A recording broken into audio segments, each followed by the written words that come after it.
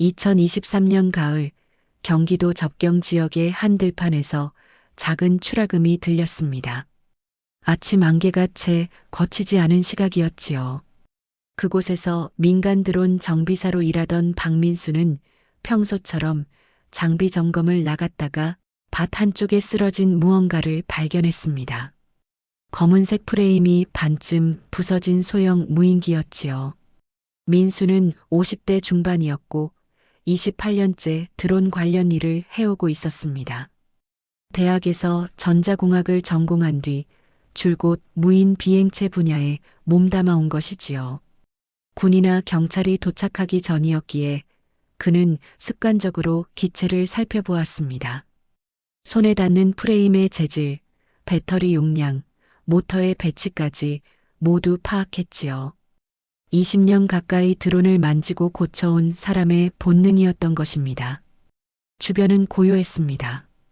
들판 저편으로 철책이 보였고 그 너머로는 북한의 산들이 흐릿하게 펼쳐져 있었지요. 프로펠러는 산산조각이 났고 배터리는 벌써 식어 있었습니다. 하지만 이상한 것은 그 다음이었지요. 폭발 흔적도 정찰 장비도 없었습니다. 대신 투명한 비닐 주머니 하나가 기체 안쪽에 매달려 있었던 것입니다. 민수는 조심스럽게 주머니를 꺼내며 주변을 돌아보았지요. 아무도 없었습니다. 하늘은 여전히 회색이었고 바람만 스산하게 불어왔지요. 멀리서 까마귀 울음소리가 들렸습니다. 주머니 안에는 초콜릿 3개와 물에 젖어 흐릿해진 종이 한 장이 들어 있었습니다. 초콜릿은 일반 편의점에서 파는 평범한 제품이었지요. 갈색 포장지에 쌓여 있었고 한 개당 손바닥만 한 크기였습니다. 종이는 너무 젖어서 글자가 거의 보이지 않았지요. 그저 몇 글자만 희미하게 남아 있었습니다. 평화 같은 마음으로 민수는 초콜릿을 손바닥 위에 올려놓고 한참을 들여다봤습니다. 유통기한은 아직 3달이나 남아 있었지요. 누군가 최근에 준비한 것이 분명했습니다. 그는 다시 하늘을 올려다보았습니다. 구름 사이로 희미한 햇빛이 비치고 있었지요. 누군가 이 초콜릿과 종이에 마음을 담아 하늘로 날려보낸 것이었습니다. 하지만 그 마음은 목적지에 도착하지 못했던 것입니다. 대신 빈 들판에 떨어져 지금 민수의 손 안에 있었지요. 누가 이런 걸 하늘에서 떨어뜨린 거지? 민수는 혼잣말을 했습니다. 목소리는 작았지만 고요한 들판에 울려 퍼졌습니다. 민수는 28년 동안 수많은 드론을 보아왔습니다. 군용 정찰기부터 농업용 살포기, 방송국 촬영용까지 다양했지요. 하지만 이런 무인기는 처음이었습니다. 무기도 없고 카메라도 없고 그저 초콜릿만 실려있는 기체 말입니다. 민수는 무인기의 프레임을 다시 살펴보았습니다. 시중에서 구할 수 있는 부품들로 조립한 것 같았지요. 전문가가 만든 것은 아니었습니다. 오히려 누군가 인터넷을 뒤져가며 공부해서 만든 것처럼 보였던 것입니다. 10분 뒤 군 차량이 도착했고 현장은 통제구역이 되었습니다. 군인들이 내려 무인기 주변을 둘러쌌지요. 민수는 간단히 상황을 설명한 뒤 말없이 그 자리를 떠났습니다. 하지만 머릿속에는 그 초콜릿과 젖은 종이가 계속 남아 있었지요. 누군가의 마음이 담긴 물건이 왜 하필 이 빈 들판에 떨어졌을까 하는 의문이었습니다. 그날 밤 그는 잠들지 못했습니다. 창문을 열고 밤하늘을 올려다보았지요. 별들이 총총히 빛나고 있었습니다. 같은 하늘 아래 누군가는 이 초콜릿이 도착하기를 기다리고 있을지도 모른다는 생각이 들었던 것입니다. 매일 하늘을 올려다보며 혹시 무언가 떨어지지 않을까 기대하는 사람이 있을지도 모르지요. 하지만 그 초콜릿은 영원히 도착하지 않을 것이었습니다. 민수는 28년 동안 무수히 많은 드론을 고쳐왔습니다. 농업용, 촬영용, 취미용까지 다양한 기체를 다뤄왔지요. 하지만 이렇게 마음이 무거웠던 적은 없었습니다. 기술은 그저 도구일 뿐이라고 생각해왔던 그였습니다. 그런데 오늘 그 도구에 담긴 누군가의 간절함을 직접 마주하게 되었던 것입니다. 하늘은 누구에게나 열려 있었지만 동시에 누구에게도 완전히 자유롭지 않았지요. 그 사실을 민수는 그날 처음으로 깨달았습니다. 다음 날 아침 민수는 작업실로 출근하면서 계속 그 무인기를 생각했습니다. 누가 만들었을까? 어디서 출발했을까? 그리고 진짜 목적지는 어디였을까 하는 질문들이 머릿속을 맴돌았지요. 하지만 가장 큰 질문은 따로 있었습니다. 왜 하필 초콜릿이었을까? 그리고 그 종이에는 무슨 내용이 적혀 있었을까 하는 것이었지요. 민수는 그날 하루 종일 일에 집중할 수 없었습니다.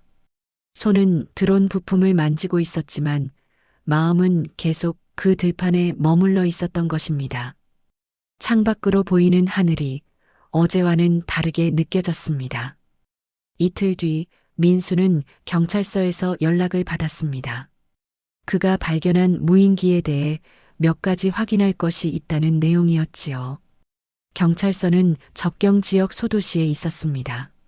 낡은 건물이었고 복도에는 오래된 공문서 냄새가 났지요.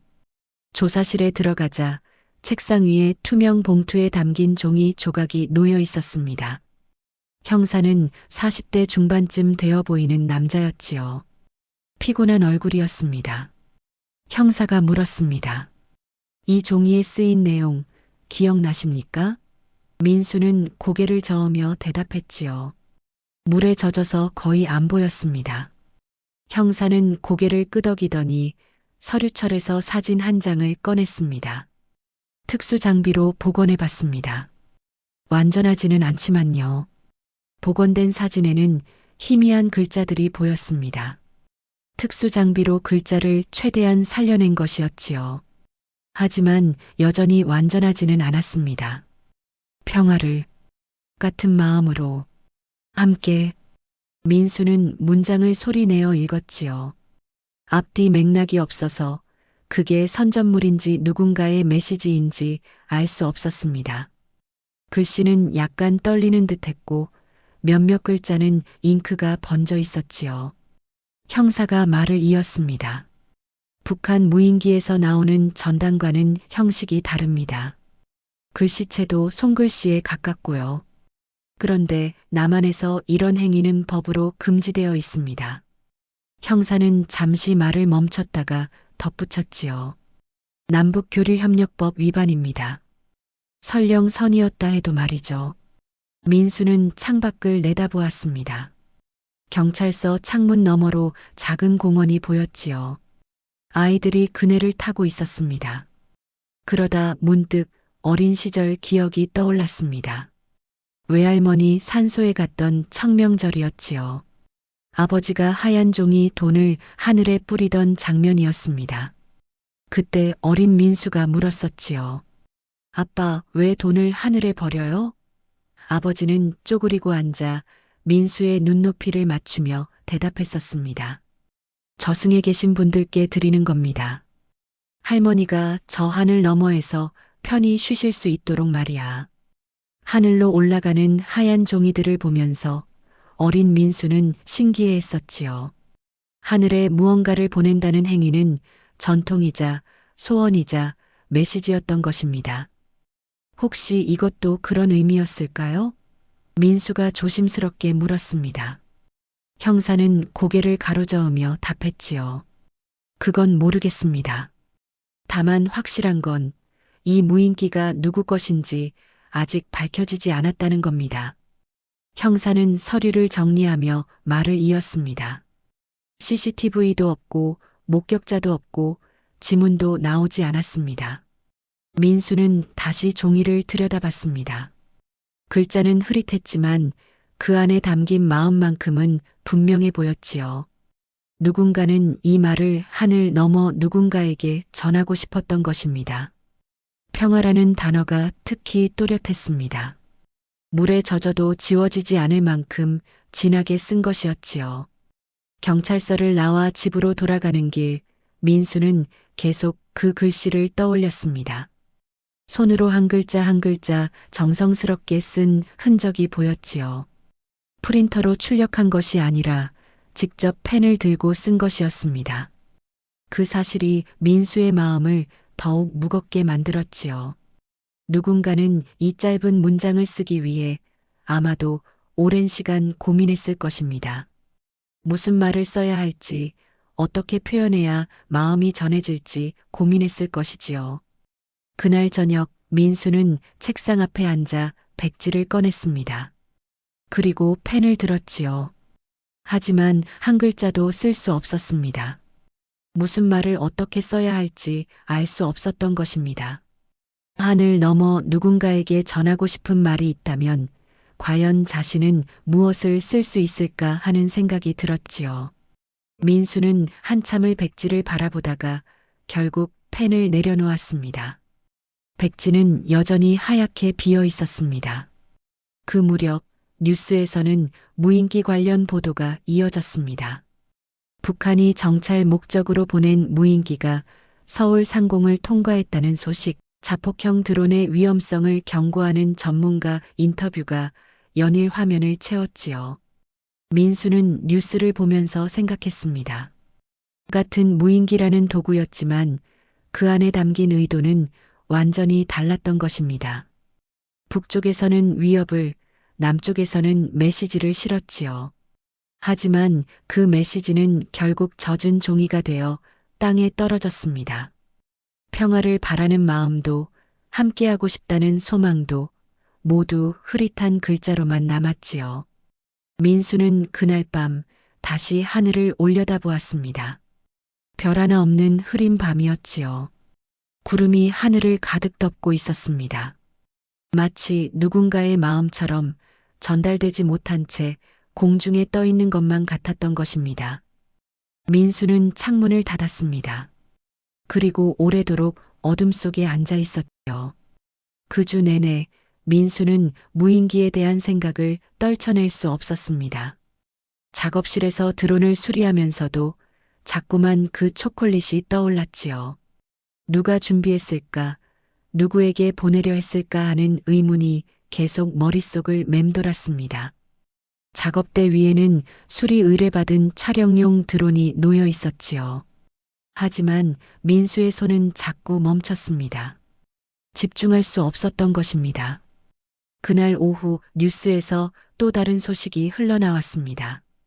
서해 상공에서 북한제 정찰 드론이 포착되었다는 보도였지요. 화면에는 군 당국이 공개한 사진이 나왔습니다. 검은색 기체에 카메라가 장착된 무인기였지요.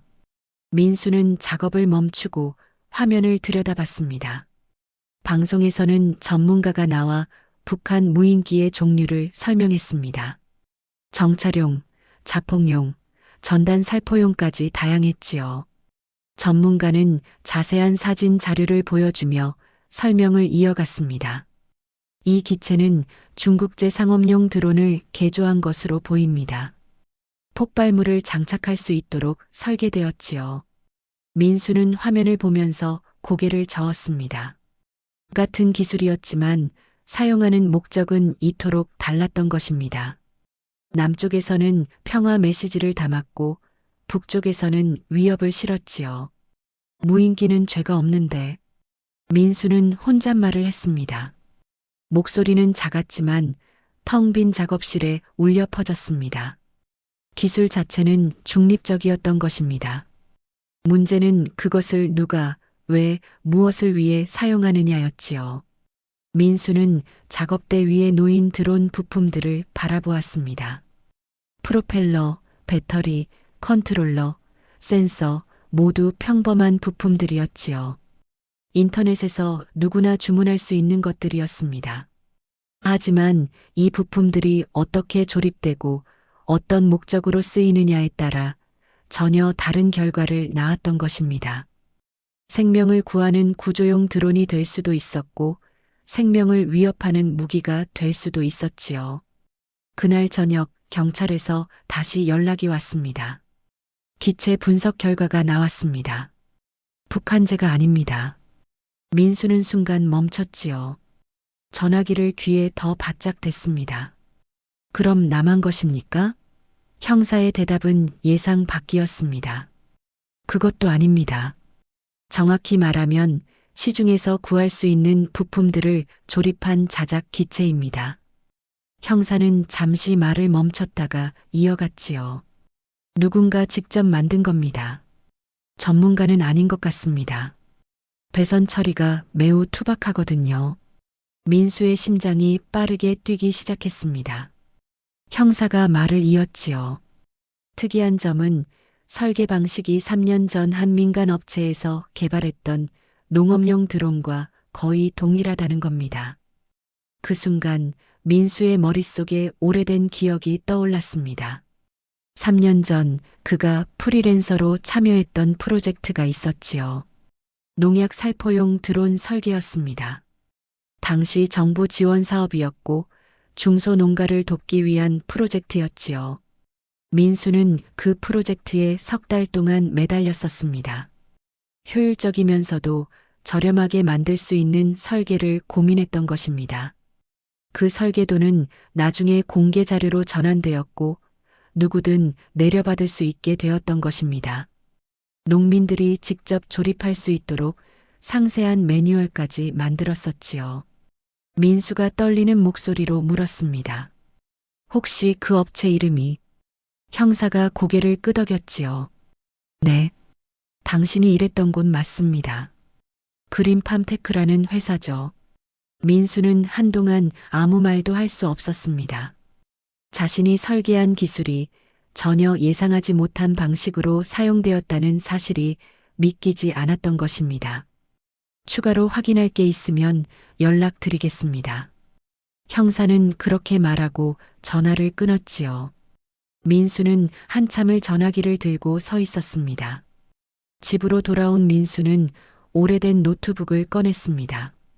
하드디스크 깊숙한 곳에 저장해 두었던 설계 파일을 열었지요. 파일명은 그린팜 드론 3파이널이었습니다. 화면에 나타난 도면은 그대로였지요. 프레임 구조, 배터리 위치, 무게 중심, 프로펠러 각도까지 모두 자신이 계산하고 그린 것이었습니다. 당시 얼마나 열심히 했던가 민수는 도면을 보며 그때를 떠올렸지요. 동료 3명과 함께 밤을 새워가며 작업했었습니다. 효율은 높이면서 가격은 낮추려고 부품 하나하나를 고민했던 것입니다. 당시에는 농업에 도움이 되는 기술이라고 생각했었지요. 농약을 효율적으로 살포하고 농민들의 노동을 줄여주는 도구라고 믿었습니다. 하지만 그 기술은 이제 전혀 다른 용도로 쓰였습니다. 누군가는 이 설계도를 보고 초콜릿을 실을 수 있도록 개조했던 것이지요. 평화를 바라는 마음을 담아 하늘로 날려보내기 위해서였습니다. 민수는 화면을 오래 들여다보았지요. 같은 기술이었지만 사용하는 사람의 의도에 따라 이토록 다른 의미를 갖게 되었던 것입니다. 그날 밤 민수는 잠들지 못했습니다. 천장을 바라보며 계속 생각했지요. 자신이 만든 기술이 어디에 쓰일지 과연 예측할 수 있었을까 하는 의문이었습니다. 기술자로서 30년 가까이 살아오면서 그는 항상 기술의 중립성을 믿어왔었지요. 하지만 지금 그 믿음이 흔들리고 있었습니다. 기술은 중립적이었지만 그것이 사용되는 방식은 결코 중립적이지 않았던 것입니다. 일주일 뒤 민수는 변호사 사무실에 앉아 있었습니다. 혹시 모를 법적 문제에 대비하기 위해서였지요.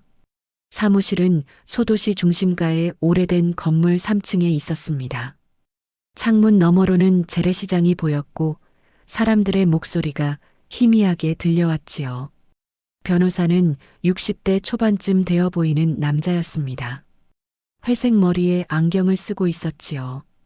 변호사는 관련 법조문을 설명했습니다.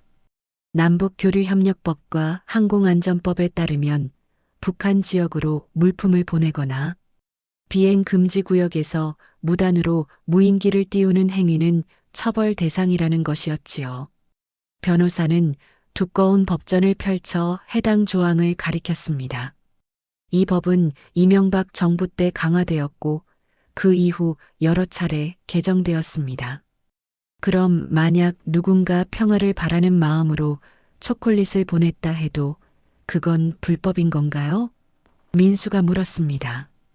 변호사는 고개를 끄덕이며 답했지요.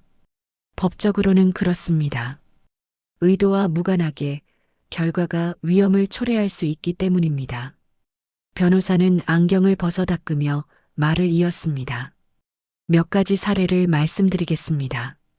변호사는 파일처를 뒤적였지요. 2014년 한 탈북자 단체가 북한으로 전단 풍선을 보냈습니다. 그러자 북한이 이를 도발로 간주해 총격을 가했고 남북 긴장이 고조되었지요. 결국 그 단체 대표는 기소되었습니다. 변호사는 또 다른 사례를 꺼냈습니다. 2020년에는 한 개인이 무인기를 개조해 접경 지역에서 날렸다가 군 통제선을 침범했습니다.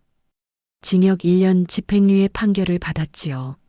민수는 사무실을 나와 길을 걸으면서 과거를 떠올렸습니다.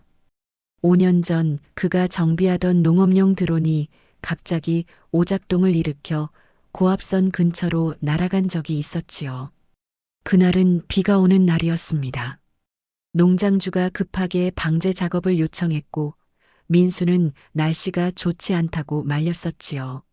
하지만 농장주는 고집을 부렸습니다. 드론이 이륙한 지 5분도 안 되어 갑자기 통제가 끊겼습니다. 전파 교란이었지요. 드론은 프로그램된 경로를 벗어나 고압선 쪽으로 날아갔던 것입니다. 민수는 즉시 비상정지 신호를 보냈지요. 다행히 신호가 먹혔고 드론은 논 한가운데 추락했습니다. 만약 고압선에 부딪혔다면 대규모 정전 사고가 났을 것이지요. 그때 그는 깨달았었습니다. 기술은 항상 예상 밖의 결과를 낳을 수 있다는 것을, 아무리 좋은 의도로 만들어진 것이라도 통제를 벗어나면 위험이 된다는 것을 말이지요. 그 사건 이후 민수는 비 오는 날에는 절대 드론을 띄우지 않았습니다. 아무리 농장주가 부탁해도 거절했지요. 그런데 지금 자신이 설계한 기술이 누군가의 손에 들어가 전혀 다른 목적으로 쓰였던 것입니다. 법과 현실의 경계선 위에서 말이지요. 민수는 하늘을 올려다보았습니다. 파란 하늘 위로 비행기 한 대가 하얀 선을 그으며 지나갔지요. 하늘은 누구에게나 열려 있었지만 동시에 누구에게도 완전히 자유롭지 않았습니다. 그날 오후 민수는 작업실로 돌아와 서랍 깊은 곳에 보관해 두었던 설계 파일을 다시 꺼냈습니다. 프린트한 종이 도면이었지요. 이미 노랗게 발해 있었습니다. 그리고 한참을 들여다봤지요. 도면 오른쪽 아래에는 자신의 서명이 선명하게 남아 있었습니다. 설계 박민수, 2021년 3월 15일. 당시 얼마나 자랑스러웠던가. 이 기술로 많은 농민들을 도울 수 있다고 믿었었지요. 동료들과 함께 시제품을 완성했을 때 모두 기뻐하며 축하했었습니다. 회사 대표는 이 기술이 한국 농업을 바꿀 겁니다라고 말했었지요. 하지만 지금 그 기술은 법정에서 증거물이 될 처지였습니다. 민수는 문득 그 초콜릿을 떠올렸습니다. 비닐 주머니에 담긴 3개의 초콜릿, 아직도 선명하게 기억났지요. 갈색 포장지, 손바닥만 한 크기, 3달 남은 유통기한까지 모두 기억났습니다. 누군가 정성스럽게 준비한 선물이었을 것이지요. 아마도 편의점에 가서 고민하며 골랐을 것입니다. 어떤 것이 좋을까? 너무 무거우면 드론이 못 날 텐데 하는 걱정을 하면서 말입니다. 하지만 그 선물은 목적지에 도착하지 못했고 대신 증거물로 폐기될 운명이었지요. 선의와 법, 마음과 현실, 그 사이의 간극이 이토록 컸던 것입니다. 민수는 도면을 다시 서랍에 넣었습니다. 그리고 오래도록 창밖을 바라보았지요. 며칠 뒤 경찰에서 또 다른 소식을 전해왔습니다. 무인기를 띄운 사람의 신원을 추적 중이지만 단서가 부족하다는 것이었지요. 민수는 전화를 끊고 창밖을 바라보았습니다. 저 멀리 접경 지역의 산들이 보였지요. 그 너머에는 또 다른 하늘이 펼쳐져 있었습니다. 같은 하늘이지만 그 아래 사는 사람들의 현실은 너무나 달랐던 것이지요. 그날 저녁 민수는 오래된 일기장을 꺼냈습니다. 3년 전 농업용 드론 프로젝트를 시작할 때 적었던 글이 있었지요. 2021년 3월 1일. 오늘부터 새 프로젝트를 시작한다. 기술은 사람을 이롭게 하기 위해 존재한다. 나는 그것을 믿는다. 또박또박 쓴 글씨였습니다. 하지만 지금 그 믿음은 흔들리고 있었습니다. 기술은 중립적이었고 사람의 의도가 모든 것을 결정했던 것이지요. 민수는 일기장을 덮었습니다. 그리고 창밖의 어둠을 바라보며 오래도록 생각에 잠겼습니다. 한 달이 지나고 수사는 새로운 국면을 맞았습니다. 국립과학수사연구원에서 무인기의 비행 경로를 복원한 결과가 나온 것이지요. 민수는 경찰서에서 그 자료를 보게 되었습니다. 조사실에는 형사 2명과 수사관 1명이 더 있었지요. 그들은 큰 모니터 앞에 앉아 있었습니다. 화면에는 붉은 선으로 표시된 항로가 나타나 있었습니다.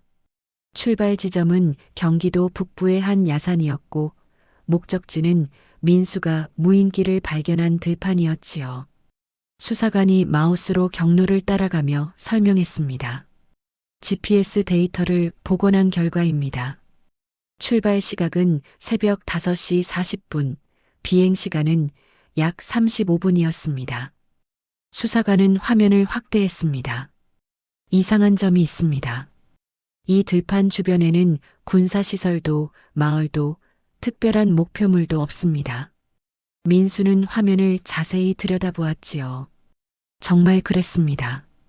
그 들판은 그저 빈 공터였던 것이지요. 주변에는 경작하지 않는 논밭만 있었고 가장 가까운 민가도 300m 이상 떨어져 있었습니다. 왜 하필 그곳으로 보낸 걸까요? 민수가 물었습니다. 수사관은 고개를 저으며 답했지요. 그게 저희도 이해가 안 되는 부분입니다. 보통 선전 목적이라면 사람이 많은 곳을 노립니다. 하지만 이 무인기는 의도적으로 사람이 없는 곳을 향해 날아갔습니다. 형사가 말을 덧붙였습니다. 좌표를 정확히 입력한 흔적이 있습니다. 우연이 아니라는 뜻이지요. 수사관은 또 다른 자료를 보여줬습니다. 초콜릿의 제조 일자와 종이의 인쇄 상태를 분석한 결과였지요. 초콜릿은 한 달 전에 생산된 것이고 종이는 일반 가정용 프린터로 출력된 것으로 보입니다. 그가 확대된 이미지를 가리켰습니다. 하지만 출력 후 손으로 다시 덧쓴 흔적이 있습니다. 화면에는 글씨의 미세한 부분이 확대되어 있었습니다. 프린터 잉크 위에 펜으로 다시 그은 흔적이 보였지요. 그런데 글씨체를 보면 손으로 쓴 것 같습니다. 누군가 정성스럽게 한 글자 한 글자 적은 거죠. 수사관이 말했습니다. 아마도 프린터로 출력한 뒤 글자가 흐려질까봐 다시 펜으로 따라 쓴 것 같습니다. 민수는 그 글씨를 오래 들여다봤습니다. 삐뚤빼뚤하지만 정성이 느껴지는 글씨체였지요. 떨리는 손으로 썼는지 몇몇 획이 굵기가 일정하지 않았습니다. 그 순간 민수는 깨달았지요. 이것은 조직적인 선전도 아니었고 정치적 메시지도 아니었던 것입니다. 누군가 개인적으로 하늘 넘어 누군가에게 보낸 것이었습니다. 혹시 북쪽에 가족이 있는 사람이 민수가 조심스럽게 말했을 때 수사관이 고개를 끄덕였지요. 그 가능성을 배제할 수 없습니다. 하지만 확인할 방법이 없습니다. 형사가 덧붙였습니다. 탈북자 명단을 대조해봤지만 이 지역에 거주하는 사람은 없었습니다. 물론 미신고 탈북자일 가능성도 있지요. 경찰서를 나오면서 민수는 복잡한 감정을 느꼈습니다. 누군가는 초콜릿과 종이 한 장에 마음을 담아 하늘로 날려보냈던 것이지요. 아마도 여러 날 밤 고민했을 것입니다. 어떻게 하면 저 하늘 너머로 마음을 전할 수 있을까 하고 말입니다. 인터넷을 뒤지고 드론 만드는 법을 공부하고 부품을 하나하나 모았을 것이지요. 하지만 그 마음은 목적지에 닿지 못했습니다.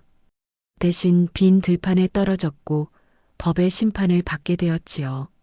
민수는 버스 정류장에 서서 하늘을 올려다보았습니다. 구름 한 점 없는 맑은 날이었지요. 가을 햇살이 따스했습니다. 하지만 민수의 마음은 무거웠습니다. 그날 저녁 민수는 창문을 열고 밤하늘을 바라보았습니다.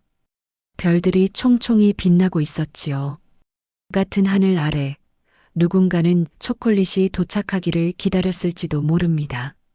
매일 하늘을 올려다보며 혹시 무언가 떨어지지 않을까 기대했을지도 모르지요. 날씨가 맑은 날이면 들판으로 나가 하늘을 살피며 기다렸을지도 모릅니다. 하지만 그 초콜릿은 영원히 도착하지 않을 것이었습니다.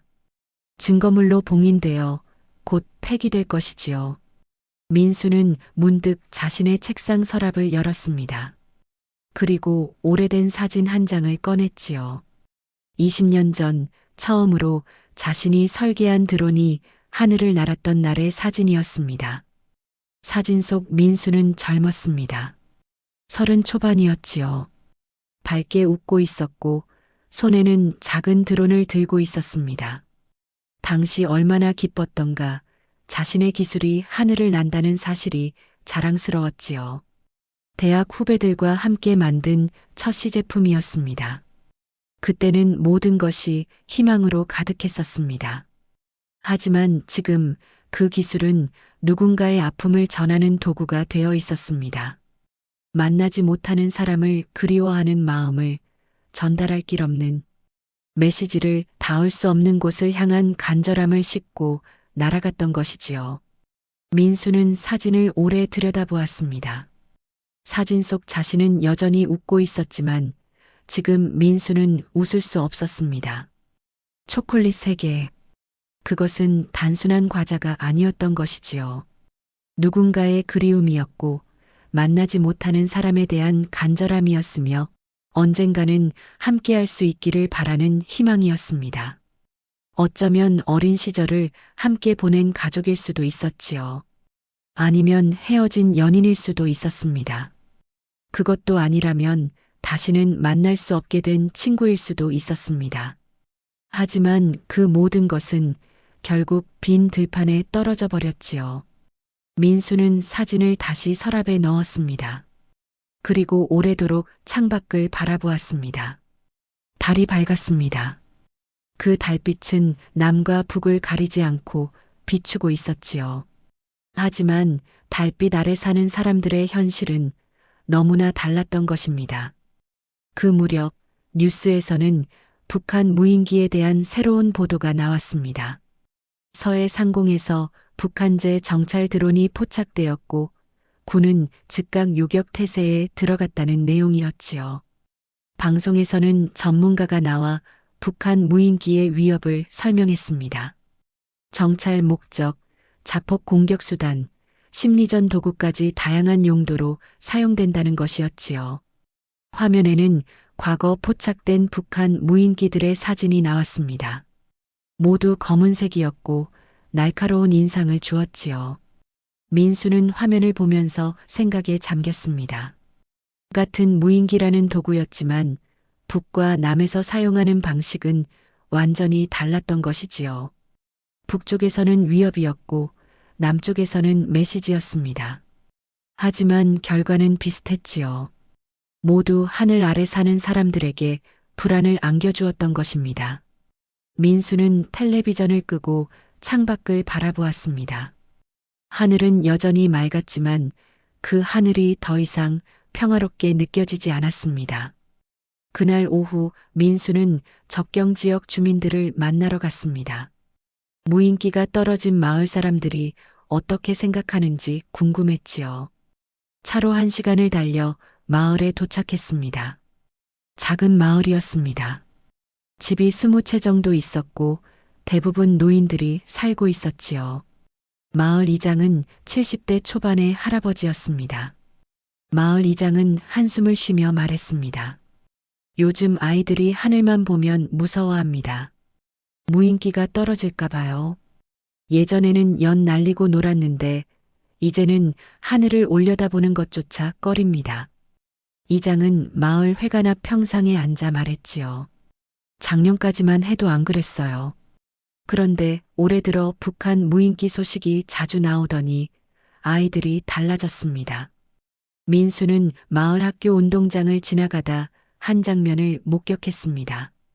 아이들이 놀이터에서 놀고 있었는데 갑자기 한 아이가 하늘을 가리키며 소리쳤지요. 저기 뭔가 날아온다. 아이들이 일제히 하늘을 올려다봤습니다. 순간 놀이터가 조용해졌지요. 하지만 그것은 그냥 까마귀 한 마리였습니다.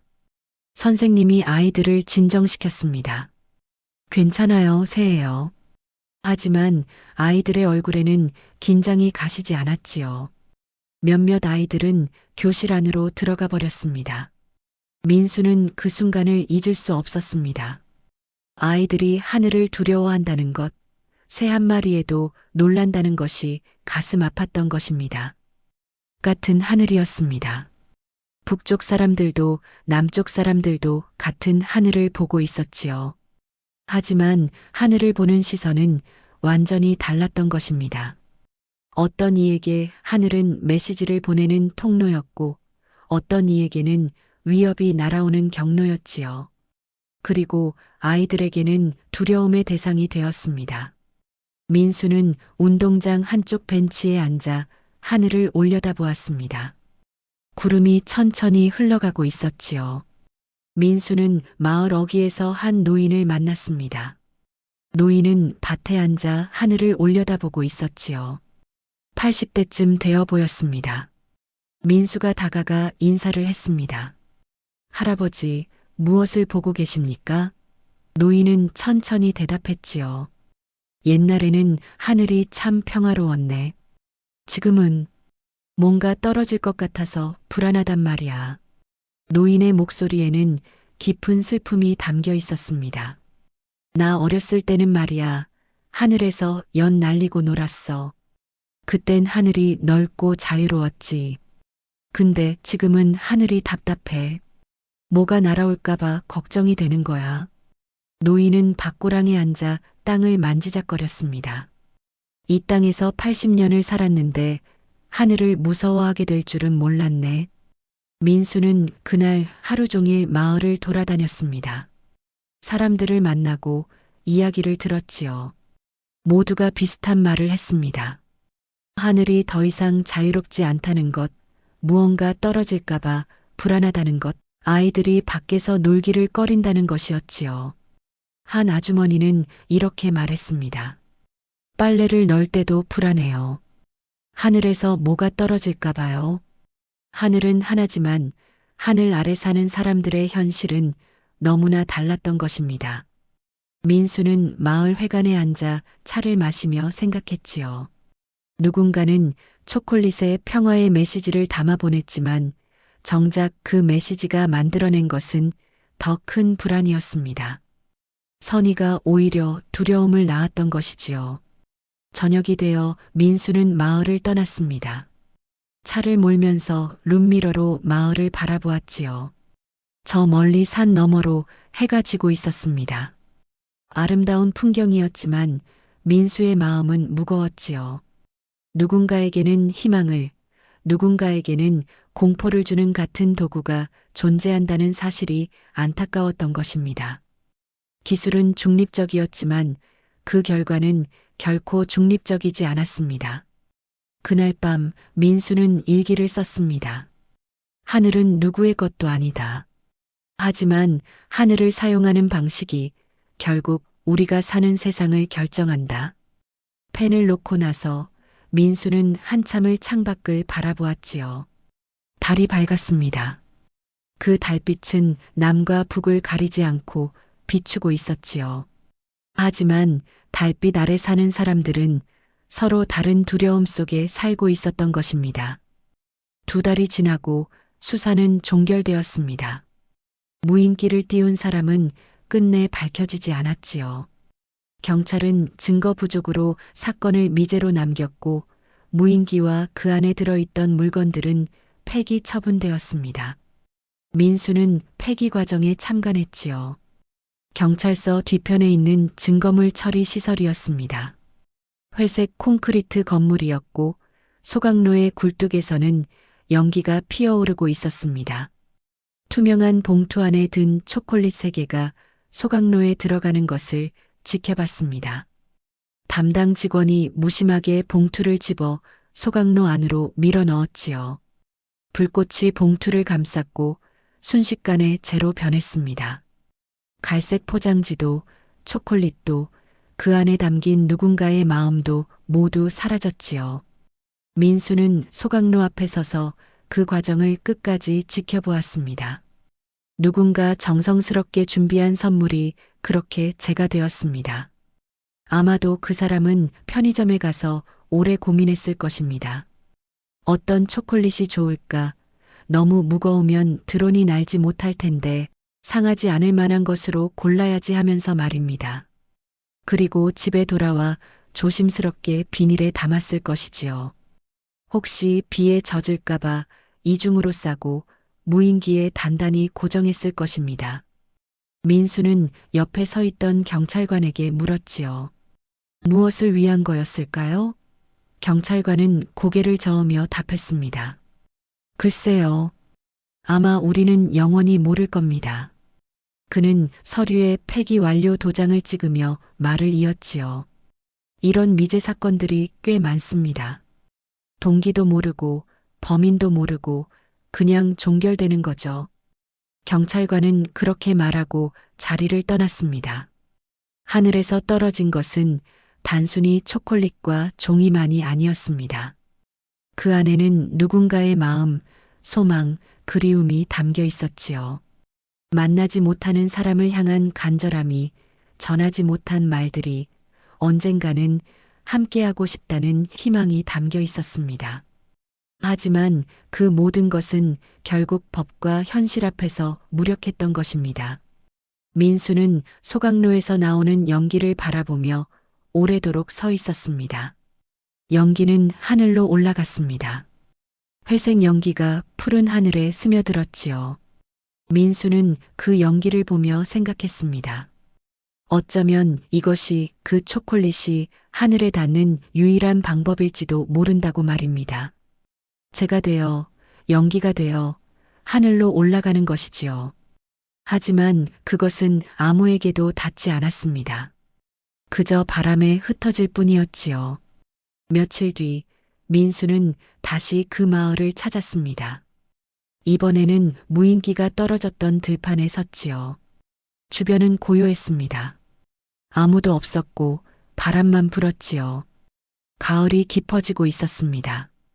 들판의 풀들은 모두 누렇게 말라 있었고 바람에 바스락거리는 소리만 들렸습니다. 민수는 천천히 그 자리를 걸었습니다. 그는 땅에 무릎을 꿇고 흙을 한 줌 쥐었습니다. 무인기가 떨어진 흔적은 이미 사라져 있었지요.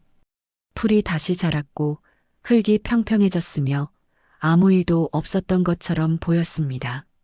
하지만 민수는 알고 있었지요.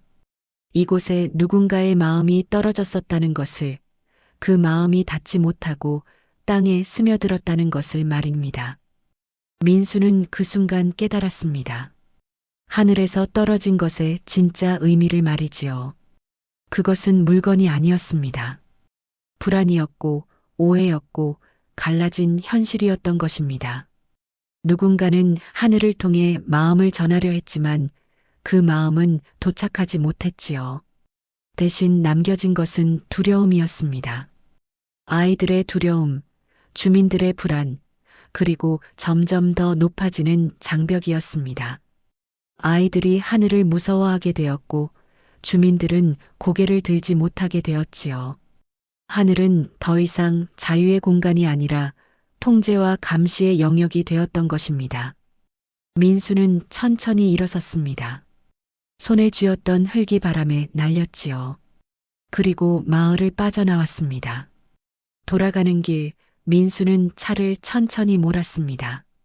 돌아가는 길에 민수는 다시 하늘을 올려다보았습니다. 구름 한 점 없는 맑은 하늘이었지요. 하지만 그 하늘은 이제 예전 같지 않았습니다. 무언가 보이지 않는 선들이 그어져 있는 것만 같았던 것이지요. 누구도 자유롭게 사용할 수 없는 경계와 규제로 가득한 공간이 되어 있었습니다. 하늘은 여전히 파랗지만 그 아래 사는 사람들의 마음은 회색이었습니다. 민수는 차를 세우고 잠시 쉬었습니다. 도로변 쉼터였지요. 벤치에 앉아 하늘을 바라보았습니다. 그리고 초콜릿을 떠올렸지요. 세 개의 작은 초콜릿이 담고 있었던 마음, 그 마음은 결국 아무에게도 전달되지 못했던 것입니다. 출발지에서는 누군가 마음을 담아 보냈고 목적지에서는 누군가 도착하기를 기다렸을 것입니다.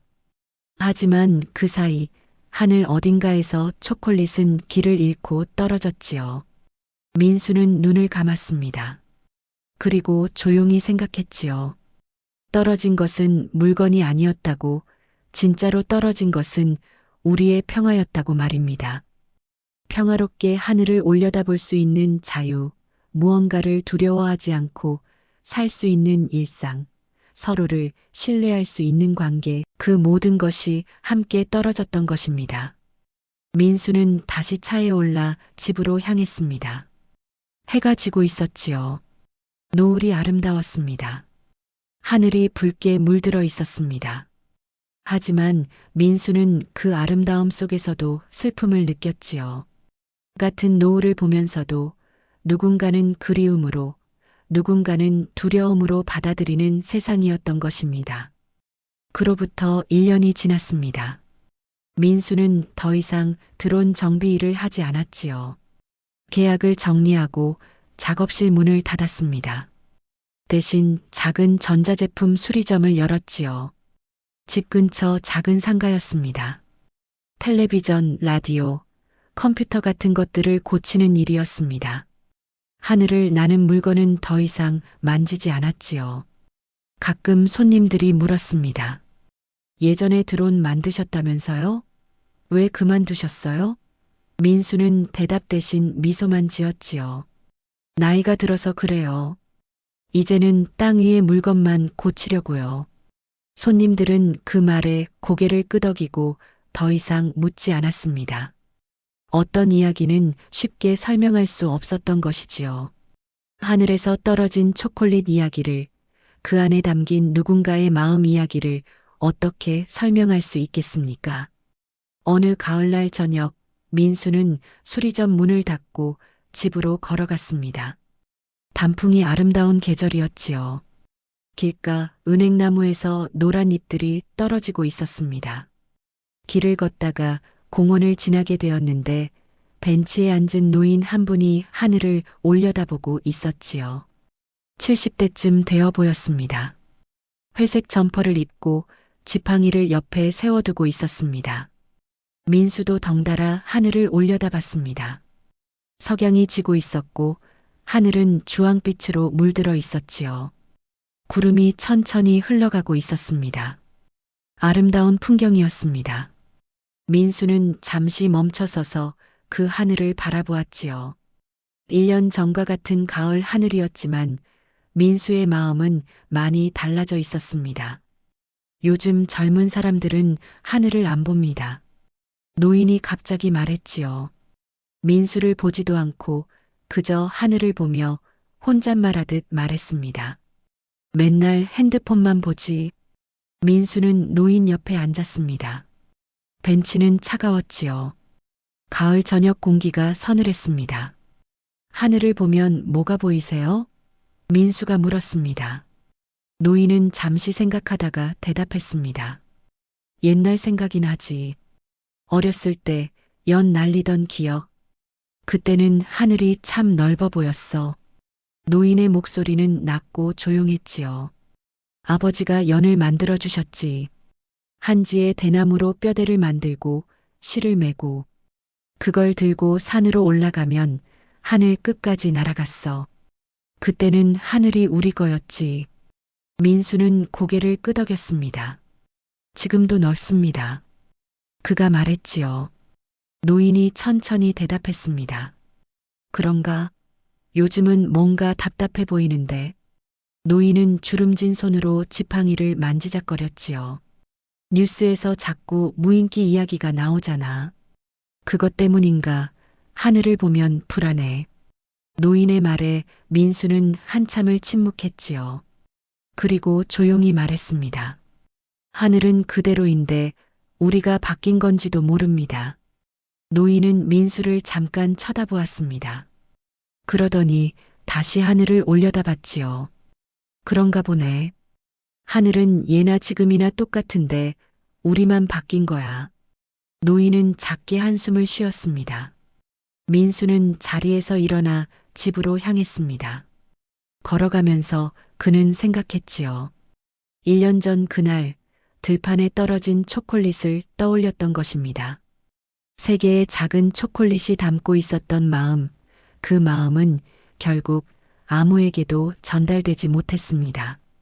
하지만 그 마음이 남긴 흔적은 여전히 많은 사람들의 마음 속에 남아 있었지요.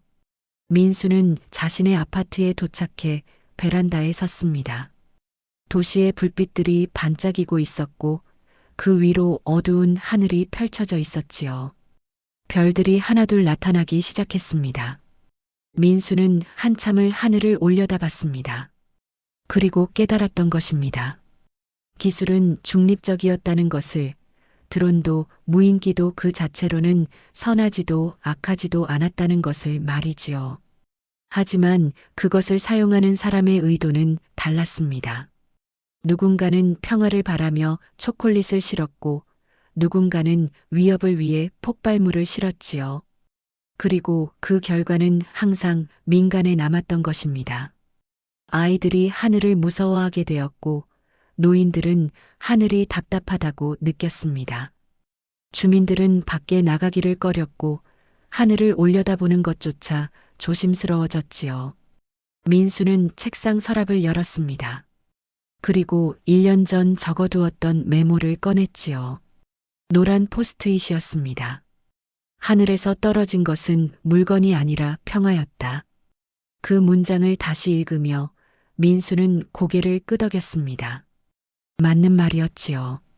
초콜릿도 종이도 중요하지 않았던 것입니다. 중요한 것은 그것이 남긴 상처였습니다. 민수는 창문을 열고 밤바람을 맞았습니다. 차가운 바람이 얼굴을 스쳤지요. 가을이 깊어지고 있었습니다. 곧 겨울이 올 것입니다. 그는 다시 하늘을 올려다봤습니다. 별들이 총총히 빛나고 있었지요. 같은 하늘 아래 누군가는 여전히 기다리고 있을지도 모릅니다. 떨어지지 않은 초콜릿을, 도착하지 않은 마음을 말이지요. 어쩌면 그 사람은 매일 하늘을 올려다보고 있을 것입니다. 혹시 오늘은, 혹시 내일은 하면서 기다리고 있을 것이지요. 하지만 민수는 알고 있었습니다. 그 초콜릿은 이미 재가 되어 사라졌다는 것을, 다시는 하늘을 날지 못할 것이라는 것을 말입니다. 그 생각이 민수의 가슴을 무겁게 만들었지요. 민수는 조용히 혼잣말을 했습니다. 그날 이후 저는 하늘을 올려다볼 때마다 무엇이 보이지 않는지 먼저 생각하게 되었습니다. 그것이 민수가 배운 전부였지요. 보이는 것보다 보이지 않는 것이 더 중요하다는 것, 기술보다 마음이 더 무겁다는 것, 그리고 하늘은 자유롭지만 우리는 그렇지 못하다는 것이었습니다. 민수는 베란다 문을 닫았습니다. 그리고 책상 앞에 앉아 오래된 설계 도면을 꺼냈지요. 1년 동안 단 한 번도 펼쳐보지 않았던 도면이었습니다. 하지만 이제는 그것을 볼 수 있었지요. 도면 위에는 여전히 자신의 서명이 남아 있었습니다. 민수는 오래도록 그 도면을 들여다보았습니다. 그리고 조용히 서랍에 다시 넣었지요. 언젠가 다시 그 기술이 필요한 날이 올지도 모릅니다. 하지만 그때는 지금과는 다른 마음으로 사용되기를 바랄 뿐이었습니다.